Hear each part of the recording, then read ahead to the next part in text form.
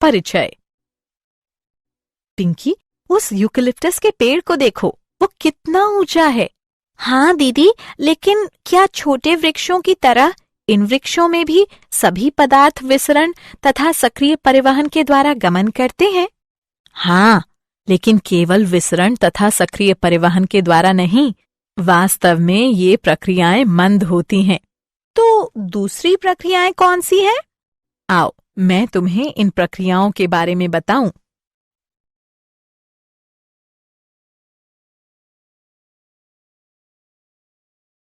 उद्देश्य। इस पाठ के अंत में आप निम्न करने में सक्षम हो जाएंगे। सामूहिक या थोक प्रवाह प्रणाली को परिभाषित करना, एपोप्लास्ट और सिम्प्लास्ट पथों की व्याख्या करना, मूल दाब सिद्धांत का वर्णन करना, वाष्पोत्सर्जन खिंचाव सिद्धांत का वर्णन करना, वाष्पोत्सर्जन प्रक्रम की व्याख्या करना।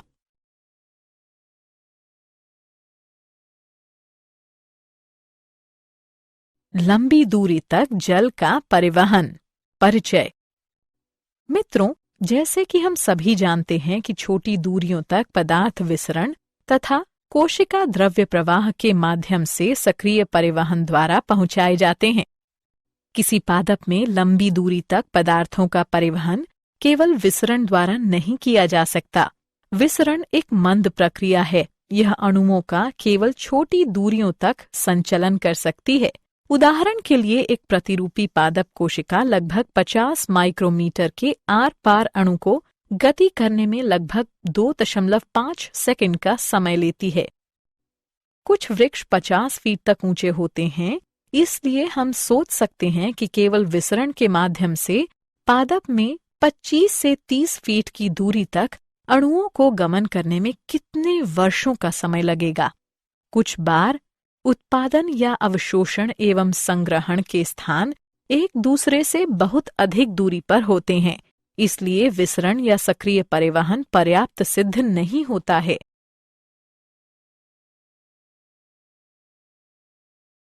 सामूहिक या थोक प्रवाह प्रणाली।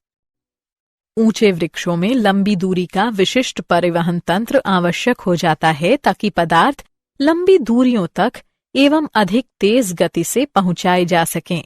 जल एवं खनिज तथा खाद्य तत्व सामूहिक या थोक प्रवाह प्रणाली द्वारा परिवहन करते हैं। सामूहिक या थोक प्रवाह में पदार्थों का एक स्थान से अन्य स्थानों तक परिवहन दो बिंदुओं के बीच दाब में भिन्नता होने के कारण होता है। सामूहिक प्रवाह की यह विशेषता है कि पदार्थ चाहे घोल हो या निलंबन नदी के प्रवाह की तरह ही बहता है। यह विसरण की अपेक्षा भिन्न प्रकार का होता है, जिसमें विभिन्न पदार्थ अपनी सांद्रता प्रवणताओं के अनुसार स्वतंत्र रूप से ले जाए जाते हैं। थोक प्रवाह को धनात्मक जलीय दाब प्रवणता, उदाहरण के लिए बाग का हौज, या ऋणात्मक जलीय दाब प्रवणता जैसे पुआल के द्वारा चूषण के द्वारा प्राप्त किया जा सकता है। पादपों के संवहनी ऊतकों के द्वारा पदार्थों की थोक या सामूहिक गति को स्थानांतरण कहते हैं। उच्च पादपों में बहुत ही अधिक विशिष्टीकृत संवहनी ऊतक जाइलम और फ्लोएम होते हैं। जाइलम मुख्य रूप से जल, खनिज लवणों, कुछ कार्बनिक नाइट्रोजन तथा हार्मोनों का पादप की जड़ से वायवीय भाग तक स्थानांतरण करता है। फ्लोएम पादपों की पत्तियों से विविध प्रकार के कार्बनिक तथा अकार्बनिक विलयनों को पादपों के विभिन्न भागों तक मुख्यतः स्थानांतरित करता है।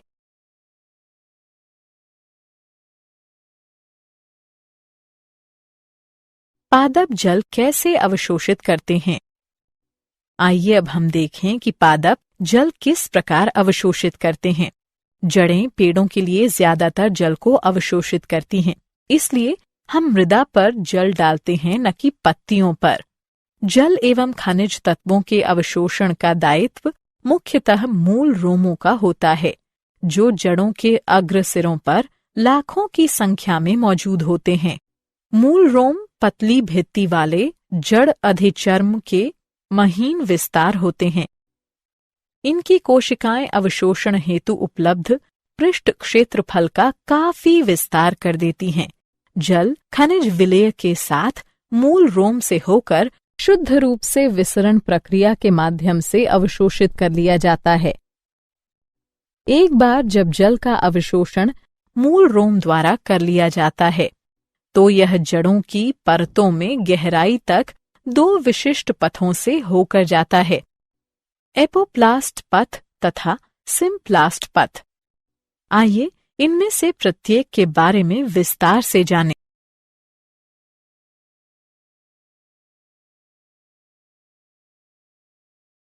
एपोप्लास्ट पथ। एपोप्लास्ट निकटवर्ती कोशिका भित्ति का तंत्र है जो जड़ों के अंतःसत्वचा में मौजूद कैस्पेरी पट्टियों को छोड़कर पूरे पौधे में फैला रहता है। जल का एपोप्लास्टिक परिवहन केवल अंतरकोशिकीय अवकाशों व कोशिकाओं की भित्ति के माध्यम से होता है। एपोप्लास्ट से होकर परिवहन कोशिका झिल्ली को पार नहीं करता। यह गति प्रवणता पर निर्भर रहती है। एपोप्लास्ट जल के परिवहन में कोई बाधा नहीं उत्पन्न करता और जल परिवहन सामूहिक प्रवाह के माध्यम से होता रहता है। जैसे ही जल अंतरकोशिकी गुहा या वातावरण में वाष्पित होता है तो एपोप्लास्ट के सतत जल प्रवाह में तनाव उत्पन्न हो जाता है।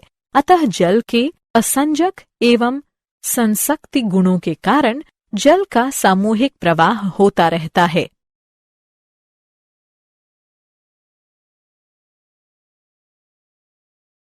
सिम्प्लास्ट पथ। सिम्प्लास्ट पथ एक अन्य पथ है। सिम्प्लास्ट तंत्र अंतः संबंधित जीव द्रव्य का तंत्र है। निकटवर्ती कोशिकाएं कोशिका लड़ी से जुड़ी होती हैं जो जीव द्रव्य तंतु तक विस्तृत रूप से फैली रहती हैं। जल कोशिका झिल्ली में होकर कोशिकाओं में प्रवेश करता है, इसलिए इसकी गति अपेक्षाकृत मंद रहती है। गति से विभव प्रवणता होती है। सिम्प्लास्ट गति को कोशिका द्रव्यी प्रवाहन सहायता करता है। कोशिका द्रव्यी प्रवाहन हाइड्रिला पत्तियों की कोशिकाओं में देखा जा सकता है, जहां प्रवाह के कारण क्लोरोप्लास्ट का परिवहन आसानी से दिखाई देता है।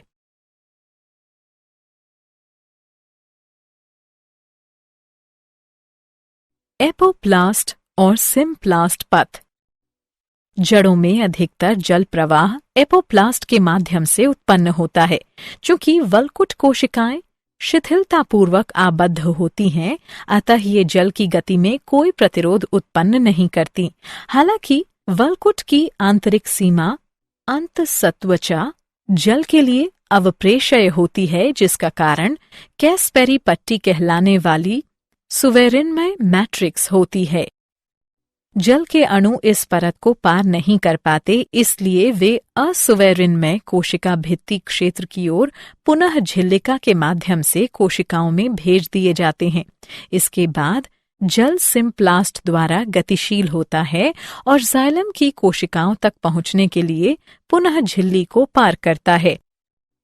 जड़ों की परतों से अंतःसत्वचा तक जल की गति पूर्णतया सिम्प्लास्टिक होती है।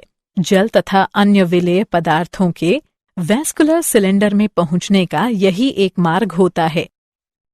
जाइलम के अंदर पहुंच जाने के पश्चात जल पुनः कोशिकाओं के बीच तथा उनके आर पार जाने के लिए स्वतंत्र हो जाता है। नई जड़ों में जल सीधे जाइलम वाहिकाओं तथा या वाहिनिकाओं में प्रवेश करता है। ये निर्जीव नालियां हैं जो एपोप्लास्ट का हिस्सा होती हैं। क्या आपको पता है कि कुछ पौधों में अतिरिक्त संरचनाएं जुड़ी होती हैं जो उन्हें जल एवं खनिजों के अवशोषण में सहायता करती हैं? माइकोराइजा मूल तंत्र के साथ कवक का सहजीवी संगठन होता है। फफूंदी या कवक के तंतु नई जड़ों के आसपास नेटवर्क बनाते हैं या वे मूल कोशिकाओं में प्रवेश कर जाते हैं। कवक तंतु का एक बड़ा व्यापक पृष्ठीय क्षेत्र होता है जो मृदा से खनिज आयनों और जल को उससे अधिक मात्रा में अवशोषित कर लेता है जितना संभवतः जड़ नहीं कर सकती। ये कवक जड़ों को जल और खनिज उपलब्ध कराते हैं, जिसके बदले में जड़ें माइकोराइजा को शर्करा तथा नाइट्रोजन युक्त यौगिक उपलब्ध कराती है। कुछ पादपों में माइकोराइजा से सहयोग आवश्यक होता है। उदाहरण के लिए चीड़ के बीज माइकोराइजा की उपस्थिति के बिना न तो अंकुरित हो सकते हैं और न ही स्थापित हो सकते हैं।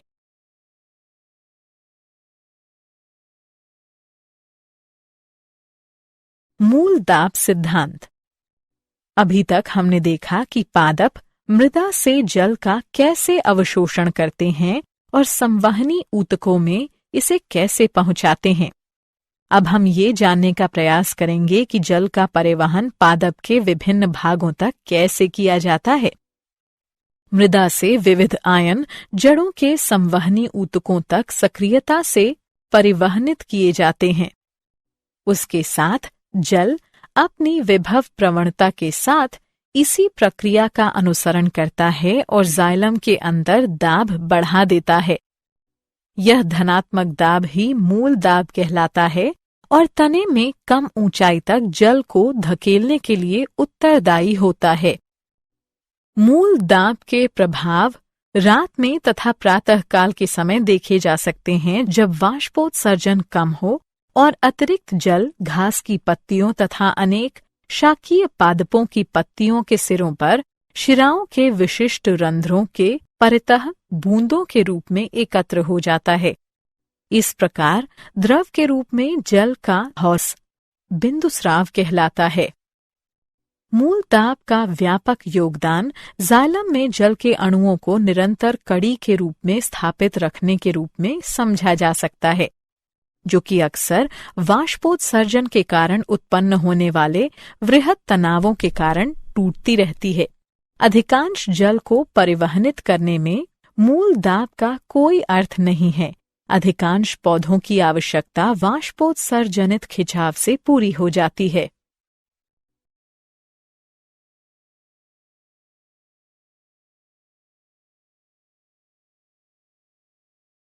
वाष्पोत्सर्जन खिंचाव सिद्धांत।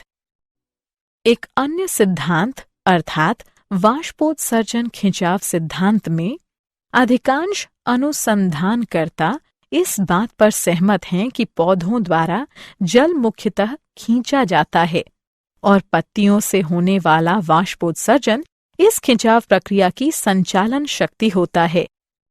इसे जल परिवहन का संसर्जन तनाव वाष्पोत्सर्जन खिंचाव मॉडल भी कहा जाता है। पादपों में जल अस्थायी होता है। प्रकाश संश्लेषण तथा वृद्धि के लिए पत्तियों में पहुंचाने वाले जल के 1% से भी कम भाग का उपयोग किया जाता है। जल की अधिकतर मात्रा पत्तियों के रंध्रों द्वारा उड़ जाती है। जल की यह क्षति वाष्पोत्सर्जन कहलाती है।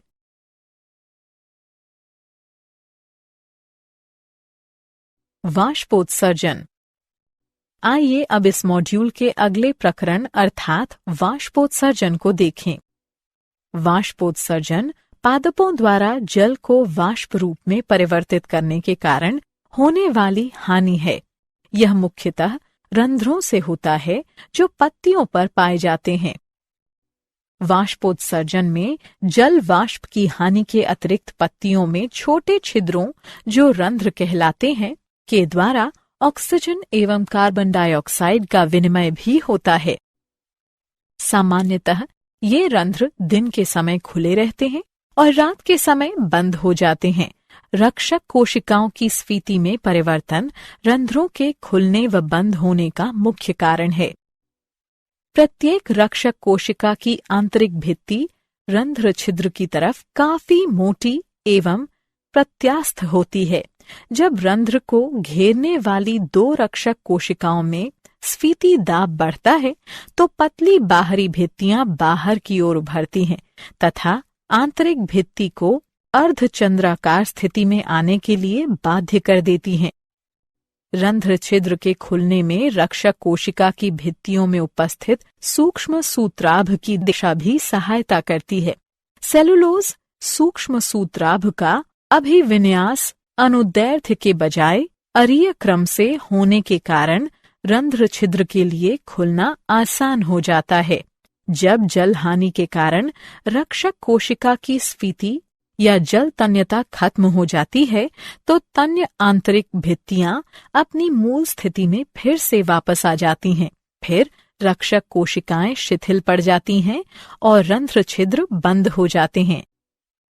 सामान्यतः एक पृष्ठधारी प्रायः द्विबीजपत्री पत्ती के निचली ओर अधिक संख्या में रंध्र होते हैं, जबकि एक द्विपार्श्विक प्रायः एक बीजपत्री पत्ती में ये दोनों पृष्ठों पर लगभग बराबर संख्या में होते हैं।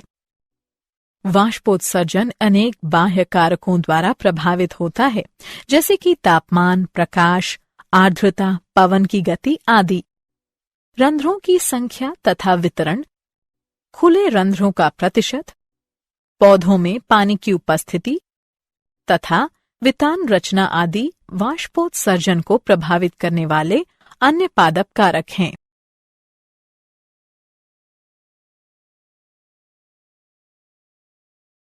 वाष्पोत्सर्जन। क्या आपको पता है कि जाइलम रस का वाष्पोत्सर्जित होकर ऊपर चढ़ना मुख्यतः सासंजन, आसंजन तथा पृष्ठ तनाव के गुणों पर निर्भर होता है। सासंजन जल के कुछ भौतिक गुणों पर निर्भर होता है। आसंजन, यह गुण सासंजन, आसंजन तथा पृष्ठ तनाव हैं। जल के अणुओं के बीच पारस्परिक आकर्षण सासंजन कहलाता है।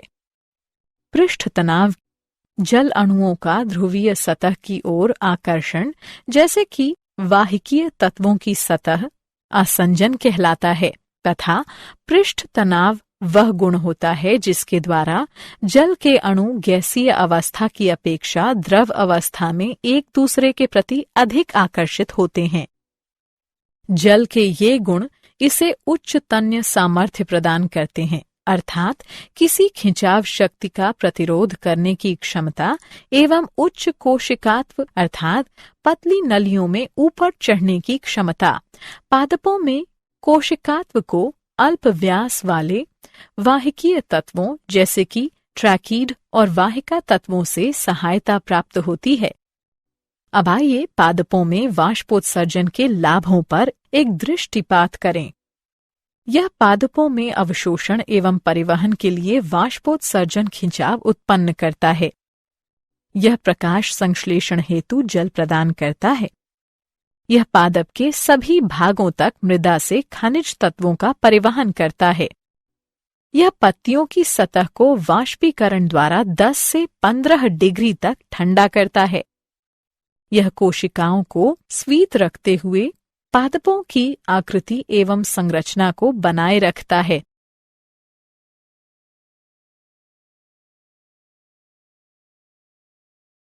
सारांश।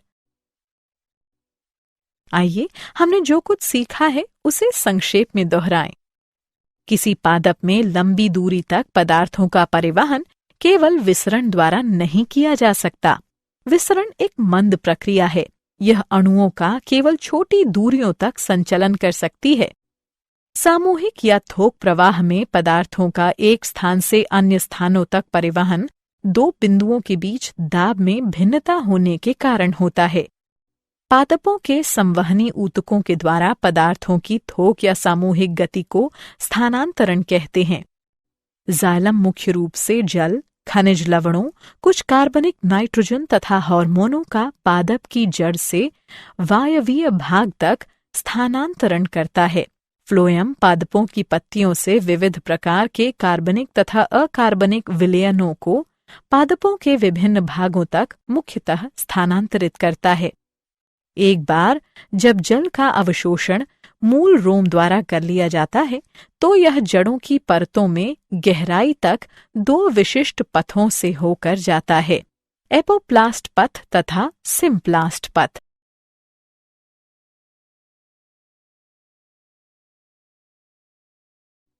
एपोप्लास्ट निकटवर्ती कोशिका भित्ति का तंत्र है जो जड़ों के अंत सत्वचा में मौजूद कैस्पेरी पट्टियों को छोड़कर पूरे पौधे में फैला रहता है।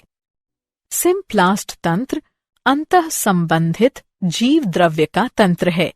सिम्प्लास्ट गति के दौरान जल कोशिकाओं से उनके कोशिका द्रव्य से होकर गमन करता है। अंतर कोशिकीय गमन प्लाज्मोडेस्माटा द्वारा होता है। मृदा से विविध आयन जड़ों के संवहनी ऊतकों तक सक्रियता से परिवहनित किए जाते हैं। उसके साथ जल अपनी विभव प्रवणता के साथ इसी प्रक्रिया का अनुसरण करता है और जाइलम के अंदर दाब बढ़ा देता है। यह धनात्मक दाब ही मूल दाब कहलाता है और तने में कम ऊंचाई तक जल को धकेलने के लिए उत्तरदायी होता है। पौधों द्वारा जल मुख्यतः खींचा जाता है और पत्तियों से होने वाला वाष्पोत्सर्जन इस खिंचाव प्रक्रिया की संचालक शक्ति होती है। इसे जल परिवहन का ससंजन तनाव वाष्पोत्सर्जन खिंचाव मॉडल भी कहा जाता है।